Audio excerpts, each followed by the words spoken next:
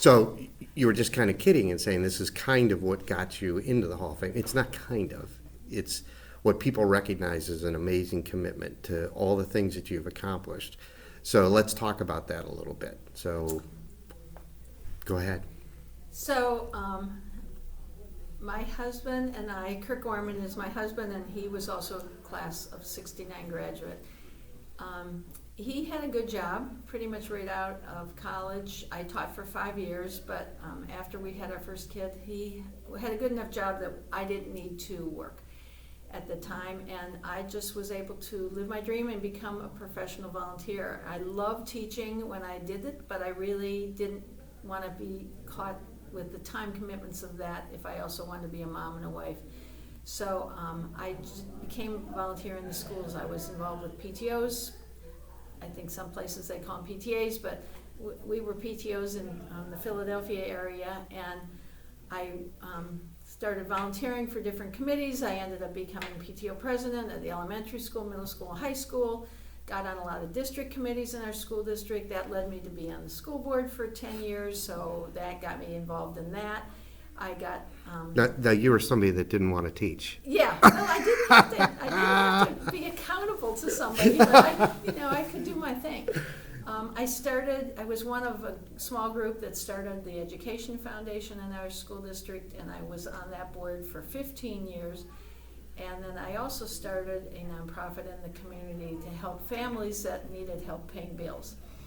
And we paid rent bills and water bills or electric bills, and we fixed cars and did whatever the kids. Was that for any family or just family of students? No, any family. They needed to live in our school district. Yeah. But they would be, anyway, we had young people, senior citizens, it didn't matter. They didn't have to have kids. And we also helped some kids cover college costs with this nonprofit too. Wow. And so I did that. I ran that for 20 years, just retired this past May from that. So I started a girls' basketball league. I saw that too. Self-serving stuff because my daughter was very tall.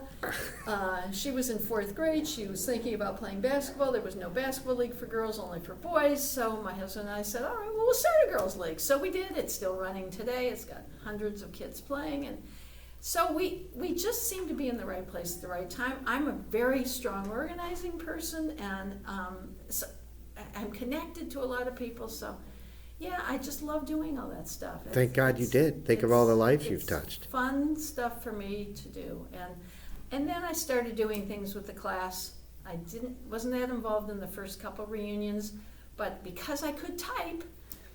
I would say, I'm not living in Bay, so I can't really run a reunion, but I could type the directory that we would hand out at the reunions or whatever. So I started being involved in that side of the reunion.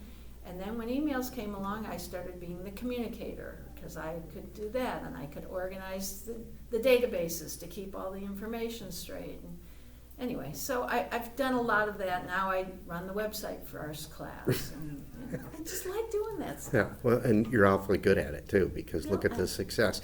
It's interesting because if we tie back to when you said your time in school, there was no girls' sports because there was no Title IX. It came 2 years later. Right. So here you are beginning a girls' basketball league, which obviously helps kids get ready to play when they're in high school and stuff.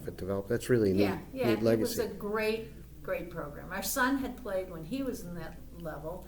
This was 4th through 4, 5, 6, 7th grade, because then they could start playing. Well, they could play in middle school then, but they didn't have anything to build them into it. So anyway, yeah, he had a great time, and we just felt it wasn't fair to have the girls not have something. Sure, so absolutely. We started this league, and it was a huge success, and like I say, still is. I'm very proud of that. And it was fun to work on it with Kirk. He played basketball here, and so he handled all the coaches and all the ideas on how you best run the teams, and I did all the making sure we had the referees, got the gyms where they needed to be, made sure the team knew where they had to be at what time. That was all my side. You were the commissioner. Yeah, and he did all the coach stuff. And it was fun to do teamwork stuff together. Yeah, that's great.